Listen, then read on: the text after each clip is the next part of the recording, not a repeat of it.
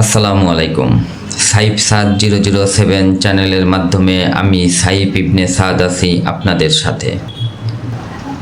আজ আপনাদেরকে দেখাবো বাংলাদেশের ফুলের রাজ্য বা ফুলের রাজধানী খ্যাত যশোর জেলার গদখালি নামক অঞ্চলের দৃশ্য।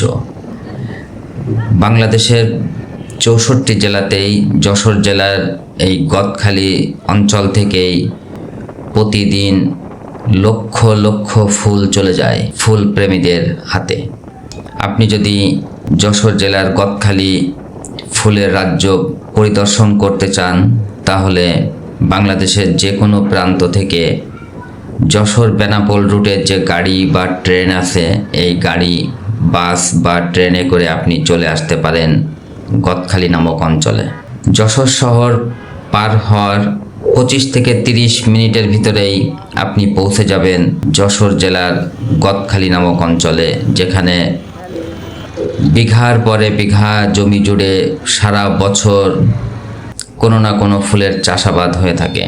এখানকার মানুষের জীবন কর্মের সাথে এই ফুলের চাষ ওতপ্রোতভাবে জড়িত।